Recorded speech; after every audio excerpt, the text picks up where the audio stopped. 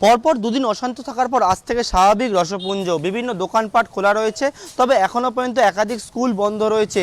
আজকে রাস্তায় লোক বেরিয়েছে। গতকাল এবং গত পরশুদিন যে অবরোধ ছিল, কাঠের গুঁড়ি ফেলা হয়েছিল রাস্তার মধ্যে এবং রাস্তার যে জায়গায় পাঁচিল তুলে দেওয়া হয়েছিল, সেই সমস্ত কিছু গতকাল রাত্রিবেলা পুলিশ আসে, রাস্তা খালি করে দিয়েছে। এলাকার লোকেরা তারা যেটা জানাচ্ছে, তারা অবরোধ কর্মসূচি না নিলেও তারা যে দাবিগুলো করছিল সেই দাবিতে কিন্তু তারা এখনও পর্যন্ত অনড় রয়েছে।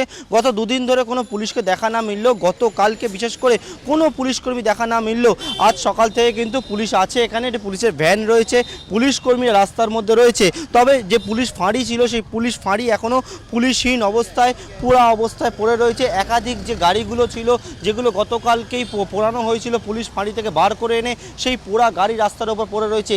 এলাকার বাসিন্দারা দাবি করছে এলাকায় আসুক নিরাপত্তা, এবং যখন স্কুল থেকে মহিলারা বেরোয় তাতে যাতে বাইরে পুলিশ পিকেট থাকে তেমনটা কিন্তু দাবি করছে। অন্যদিকে যে দাবিতে তারা অনড় ছিল, যে মৃত এবং যারা আহত তাদের ক্ষতিপূরণ দেওয়া হোক, সেই দাবিতে কিন্তু তারা এখনও পর্যন্ত অনড় রয়েছে। এলাকা থেকে অবরোধ উঠলেও এখনও এলাকার বাসিন্দাদের মধ্যে ক্ষোভ রয়েছে। তারা চাইছে পুলিশ নিরাপত্তা বাড়ুক এবং তারা যে দাবিগুলো করছিল সেই দাবিগুলো পূরণ করুক প্রশাসন। ক্যামেরায় পার্থপ্রতিম রায়ের সঙ্গে পার্থপ্রতিম ঘোষ, এবিপি আনন্দ, দক্ষিণ 24 পরগনা।